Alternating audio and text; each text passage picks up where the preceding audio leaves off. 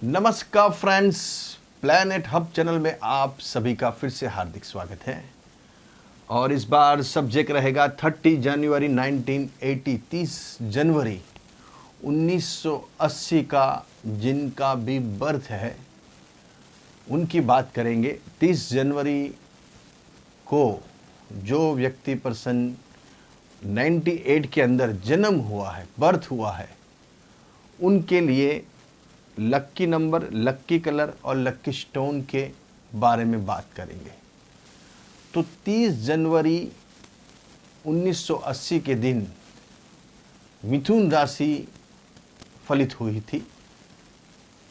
उस दिन जो भी व्यक्ति पर्सन का जन्म हुआ है वो मिथुन राशि के अंदर उनका जन्म पाया गया है। तो यहाँ मैंने एक कुंडली ड्रॉ की है, मिथुन राशि की कुंडली है। और उस दिन जिस टाइप के ग्रह थे, राशि चक्र से, मून साइन से, चंद्र कुंडली से, इस हिसाब से मैंने यहाँ ड्रॉ किया है। तो थोड़ी चर्चा उसके बारे में भी करेंगे कि उस दिन आपका जन्म हुआ, उस दिन राशि कुंडली क्या बोल रही थी और राशि कुंडली के हिसाब से आपका जीवन कैसा रहेगा और कैसा रहा हुआ है। तो यहाँ मिथुन राशि उदित हुई है और आपकी राशि के जो लॉर्ड्स है तो वो है बुध महाराज, और बुध जाके बैठे हैं अष्टम स्थान के अंदर, और साथ में सूर्य भी बैठा हुआ है। तो लग्नेश का जब भी अष्टम स्थान में जाके बैठना, यहाँ राशि कुंडली से बात हो रही है, एसेंडेंट लगन कुंडली से नहीं हो रही है, क्योंकि ये मार्स जितने भी 30 जनवरी 1980 में सभी व्यक्ति पर्सन दुनिया में जन्म लिया है, उनके लिए मिथुन राशि का राशि चक्र से बात कर रहे हैं। तो यहाँ लग्नेश राशि चक्र से बुध अष्टम स्थान में, राशि चक्र को भी मायने रखा जाएगा जीवन में, क्योंकि वो भी बहुत ही असर करती है। जितना एसेंडेंट करेगा उतना राशि भी करेगी और उतना ही सूर्य कुंडली भी करेगी, तो वो भी आपको देखना जरूरी हो। यहाँ बात करेंगे मून साइन, चंद्र कुंडली से। तो लग्नेश अष्टम स्थान में जाके बैठता है, तो ये थोड़ा एक माइनस पॉइंट गिना जाएगा, क्योंकि लग्नेश का अष्टम स्थान में बैठना, ये एक जो फल मिलना चाहिए लग्नेश का वो इतना नहीं मिलता है। फिर भी यहाँ साथ में सूर्य बैठा हुआ है, तो सूर्य का बल बुध को मिलता है, जो साथ में कौन बैठा है वो भी मायने रखा जाएगा। यहाँ भाग्य स्थान में शनि और केतु बैठे हैं, तो ये शनि और केतु आपके लिए चार चांद लगा सकते हैं, क्योंकि यहाँ भाग्य का स्वामी खुद भाग्य स्थान में और साथ में केतु भी बैठा हुआ है। मैंने बहुत से वीडियो में बताया है, अगर भाग्य स्थान में राहु केतु बैठे हुए हैं और साथ में कोई प्लैनेट्स बैठा हुआ है, चाहे कोई भी प्लैनेट्स हो, चाहे वो पाप ग्रह हो, शुभ ग्रह हो, वो मद्देनज़र नहीं रखता है, लेकिन मेन कोई भी ग्रह बैठना चाहिए और वो किसका लॉर्ड्स होता है। यहाँ भाग्य का स्वामी खुद भाग्य स्थान में और साथ में केतु, ये बहुत बड़ा आपकी कुंडली में प्लस पॉइंट बन जाएगा। राशि कुंडली से बात करें तो यहाँ शनि केतु साथ में नसीब को बहुत बड़ा एक प्लस पॉइंट मिलता है, एक बहुत बड़ा पुशअप मिलता है जब केतु साथ में बैठा है। जब त्रिकोण के स्वामी के साथ केतु बैठेगा तो वो उसकी क्षमता को बढ़ा देता है, कैपेसिटी को चाहे वो घटा देगा या बढ़ा देगा उसका। अगर यहाँ कोई दूसरा प्लैनेट्स बैठा होता तो यहाँ बात अलग हो जाती, लेकिन यहाँ खुद भाग्य का स्वामी भाग्य स्थान में बैठा है, तो ये कुंडली की रेंज अलग बना देता है, अफलातून बना देता है। और मिथुन लग्न, मिथुन राशि के अंदर मेन शनि, मिथुन लग्न और मिथुन राशि दोनों में शनि भाग्य का स्वामी है, तो शनि को आपको प्राधान्य देना पड़ेगा, इम्पोर्टेंस देना पड़ेगा कुंडली में। वो कैसा बैठा है, यहाँ प्लस पॉइंट बन जाएगा आपका शनि केतु के साथ। सामने मंगल, गुरु और राहु, ये तीन प्लैनेट्स, मंगल, गुरु और राहु थर्ड हाउस में बैठे हैं, और थर्ड हाउस का स्वामी बैठा हुआ है 8 हाउस में। तो ये थोड़ा आपके लिए जब भी मंगल गुरु राहु की युति बन जाती है तो ये कुंडली डाउन हो जाती है। डाउन होने का मतलब कैसे होता है, यहाँ से कुंडली स्ट्रांग बनती है लेकिन यहाँ का जो फल मिलना चाहिए आपको 3rd हाउस का, वो आपको परेशान कर देता है। इसमें होता क्या है कि कुंडली के अंदर अगर ऐसे ग्रह बैठे हुए हैं तो व्यक्ति पर्सन भाड़े में बहुत जीवन गुजारता है, मतलब भाड़े की ऑफिस में, भाड़े के घर में उसको रहना पड़ता है। छोटे भाई बहन से उनको बहुत त्रास रहता है, उनको बहुत दिक्कतें सहन करनी पड़ती है। वो छोटे भाई बहन उनके लिए समस्या क्रिएट करते हैं। पड़ोसियों से अनबन रहती है, पड़ोसियों के साथ ऐसे रिश्ते हो जाते हैं जैसे दुश्मन एक दूसरे को देखते हैं। पड़ोसी दर्द बन जाता है, आपका सिर दर्द बन जाएगा वो। इसलिए यहाँ मंगल गुरु और गुरु राहु साथ में, अगर आप स्त्री हो तो आपके लिए समस्या हो जाएगी कि आपको हस्बैंड मिलने की दिक्कत हो जाएगी, और अगर आप पुरुष हो तो आपको वाइफ मिलने की दिक्कत हो जाएगी। इसलिए यहाँ गुरु राहु चंडाल योग का निर्माण कर रहे हैं आपकी कुंडली के अंदर।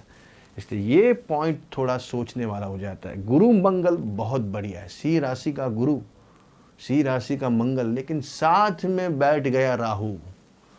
और राहु ये दोनों का एनिमीज है, दुश्मन है। यहाँ दोनों के साथ उसकी पट्टी नहीं है, तो ये कुंडली में लंबे टाइम तक, करीबन 40, 41, 42 तक ये कुंडली को पीड़ित कर देता है। 42 के बाद ही इनका जीवन धीरे धीरे धीरे आगे बढ़ता है। 42 तक इनको शादी में, अगर शादी हो भी जाती है तो डिवोर्स हो जाता है, शादी में समस्या आती है, फैमिली लाइफ डिस्टर्ब हो जाती है। अगर शादी हो भी गई तो संतानों से समस्या आती है या हस्बैंड से समस्या सहन करनी पड़ती है।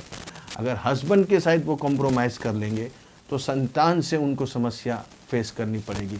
अगर उनके साथ भी वो कर लेंगे तो आपको यहाँ आपकी जो सास है, अगर फीमेल हो तो सास और मेल हो तो ससुर, दोनों में सास आपको दिक्कत दे सकती है, ज़्यादातर ससुर से भी। तो ये यहाँ प्रॉब्लम, समस्या ये 3rd हाउस के। भाग्य का स्वामी, देखिए यहाँ भाग्य का स्वामी शनि बैठा हुआ है, तो ये यहाँ नहीं रहेगा, सॉरी, ये शनि यहाँ आएगा, कन्या राशि का। तो आपका भाग्य का स्वामी शनि खुद केंद्र में बैठा है। यहाँ गलती हो गई, यहाँ शनि नहीं आएगा, यहाँ शनि आएगा, क्योंकि 80 में शनि कन्या राशि का था। तो यहाँ शनि आपका बैठा हुआ है कन्या राशि का, तो वो केंद्र का स्वामी है, और मतलब भाग्य का स्वामी केंद्र में जाके बैठा है। तो ये आपके लिए, जैसे मैंने बोला, प्लस पॉइंट है। लेकिन यहाँ केतु बैठा हुआ है, ये जो पॉइंट बताया आपको, तो ये दिक्कत तो आपको क्या है, आपके जितने भी छोटे भाई है, या आपकी देवर देरानी है, या आपके देवर है, या आपकी देवरानी है, उनसे भी आपको काफ़ी समस्या फेस करनी पड़ सकती है। वो आपके लिए प्रॉब्लमेटिक बन सकते हैं। यहाँ जब भी केतु बैठा हुआ है तो आपके देवर या आपके छोटे भाई या आपके छोटे भाई की बहू या छोटे भाई के बहू, वो भी आपको दिक्कतें दे सकती है। अगर आप फीमेल हो तो आपको हस्बैंड से समस्या, संतानों से समस्या, सास से समस्या, ये यहाँ आपके लिए क्रिएट कर सकती है। तो ये हो गई एक जनरल बात जो आपको यहाँ जानकारी मिल सकती है। लेकिन अभी हम बात करेंगे कि इसको सुधारा कैसे जाए, उसको, अगर ये पॉइंट है ऐसे तो उसमें कैसे चेंजेस ला सकते। पहले से पहले आपको, आपके भाग्य का स्वामी है शनि, तो शनि को आपको स्ट्रॉन्ग करना पड़ेगा। अगर आपकी मिथुन राशि है, अगर राशि भी आपकी मिथुन है, अगर लगन कोई भी हो, तो भी आपको ब्लू सैफाइड पहनना पड़ेगा, स्टोन, ये आपको धारण करना पड़ेगा। अगर आप स्त्री हो या पुरुष हो, मेल हो, फीमेल हो, कोई भी हो, वो उससे मायने नहीं रखता। लेकिन शनि आपको पहले से पहले धारण करना पड़ेगा, क्योंकि वो आपके भाग्य का लॉर्ड है और भाग्य स्थान में खुद केतु बैठा है। तो वो केतु भाग्य को कहीं ना कहीं नीचे लेके जाता है। कहीं ना कहीं आपके छोटे भाई की जो बहू है वो आपको दिक्कतें देती है, उनसे काफ़ी आपको समस्या प्रॉब्लम फेस करने ज़िंदगी में पड़े, वो ही आपके लिए ज़िंदगी में बाधक बन जाते हैं। उन्होंने हर काम में आपके लिए बाधा डाली है, आपके छोटे भाई और आपकी छोटे भाई की बहू ये। और अगर देवर है तो देवर और उसकी बहू वो भी आपको नुकसान पहुंचाए, यहाँ ऐसे ग्रह निर्देश कर रहे हैं। तो यहाँ मेन आपको शनि को धारण करना चाहिए, बुध को भी धारण करना चाहिए, और गुरु राहु का जो चंडाल योग है उसका आपको विधिवत से उसकी पूजा विधि करानी चाहिए। लोग नहीं कराते, उसको रिजल्ट नहीं मिलता है। एक बार से आपने बोला मैंने पंडित जी ये विधि करा दी है, एक बार से विधि का कोई काम नहीं होता। कम से कम आपको 5 से 6 बार ये विधि करानी पड़ती है। साल में 6 महीने में आपको जब भी टाइम मिले, वो पैसा ब्राह्मण को दिया गया पैसा आपका कहीं जाएगा नहीं। भू देव ब्रह्म, जमीन के जो देव है, भू मतलब जमीन, वो है ब्राह्मण। इसलिए आप जमीन पे खा रहे हो, पी रहे हो, चल रहे हो, ये ज़मीन अपने को बहुत सारी चीज़ें दे रही है। तो आपको उसके जो हकदार है ब्राह्मण, उसको आपको काम करना चाहिए, उनको पैसा देना चाहिए, और उनके आशीर्वाद से, उनके विधि विधान से आपका काम बन सकता है। ये चंडाल योग के लिए कम से कम 5 से 6 बार तो आपको, अगर खुशी से आप 7 से 8 बार ऊपर भी करा लेते हो तो कोई दिक्कत नहीं है, उसमें कोई नुकसान नहीं है। लेकिन आपको कम से कम 5 से 6 बार ये विधि करानी पड़ेगी चंडाल योग की, क्योंकि यहाँ गुरु राहु बहुत ही डेंजर योग गिना जाता है। ये बहुत बदनामी देता है, अपयश देता है। अगर आप स्त्री हो तो स्त्री को बदनाम कर देता है, बगैर काम की बदनामी मिल जाती है। जो आपने कुछ किया नहीं है, लोग आपसे धीरे धीरे अलग हो जाते हैं, आप अकेले हो जाते हो। फैमिली कौटुंबिक दोष है ये, फैमिली भी आपसे दूर हो जाती है। आपके जो रिश्ते हैं खुद के, वो रिश्ते भी आपसे धीरे धीरे अलग हो जाते हैं, आप अकेले हो जाओगे, आप दुनिया से अलग दिखोगे, अलग अलग। इसलिए ये विधि कराने से आपको ये सब चीज़ें धीरे धीरे कम होती जाएगी, उसमें बहुत बड़ा इजाफा आपको दिखेगा।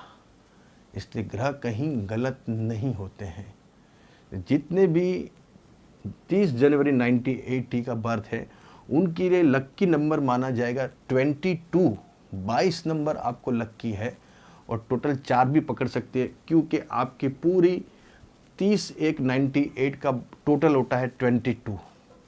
आपको 30 को नहीं पकड़ना है, बहुत सारे 30 को पकड़ते हैं। 30 को पकड़ेंगे तो यहाँ गुरु तेज हो जाएगा 3 नंबर को, क्योंकि गुरु 3 नंबर का स्वामी होता है गुरु, और गुरु राहु के साथ बैठा हुआ है। ये इसको भी मद्देनज़र रख के ये सब प्रेडिक्शन किया जाता है। इसलिए 30 आपको नहीं रखना है। 3 नंबर, अगर आप बोलोगे मेरा तो 30 तारीख का बर्थ है, मुझे किसी ने बताया कि आपको 3 नंबर पकड़ना चाहिए, आपका 30 का है नंबर तो बर्थ डेट, वो नहीं पकड़ना है, आपका टोटल मारना है। तो टोटल आपका 22 आएगा, और 4 नंबर भी आप साथ में रख सकते, 2 + 2 = 4। तो यहाँ वो भी आपको चल सकता है। इसलिए बर्थ डेट टोटल मारिए, क्योंकि शनि, मिथुन राशि में शनि भाग्यश है और राहु का मित्र है। तो शनि का नंबर, राहु का नंबर आपको पकड़ना चाहिए, क्योंकि आपके टोटल ये 30, ये पूरा टोटल 30, 3 और 1 4, और यहाँ का टोटल मारिए, ऐसे सब टोटल मिला के 22 होगा। तो 4 नंबर 22 आएगा और 4 नंबर ये आपको चलेगा। लक्की कलर आपका ब्लैक रहेगा। लक्की स्टोन शनि ब्लू सैफाइड आप पहन सकते हैं। वार तिथि नक्षत्र देख के उसको धारण करना चाहिए, चाहे वो स्त्री हो पुरुष हो। स्त्री हो तो लेफ्ट हैंड में भी पहन सकते हैं, और राइट में भी पहनना है तो वो भी पहन सकते हैं। दोनों हाथ में चल सकता है, कोई ऐसा हाथ नहीं है कि भाई लेफ्ट में ही पहने और राइट में ही पहने। स्त्री भी दोनों हाथ में पहन सकते, पुरुष भी पहन सकते हैं। ज़्यादातर पुरुष के लिए राइट हैंड माना जाएगा और स्त्री के लिए लेफ्ट माना जाएगा। फिर भी अगर वो राइट हैंड से स्त्री ज़्यादा काम करते हैं, उसको ज़्यादा तवज्जो देते हैं, तो आप वो भी रख सकते हैं। ऐसे और के वीडियो लेके आऊँगा, तब तक के लिए नमस्कार।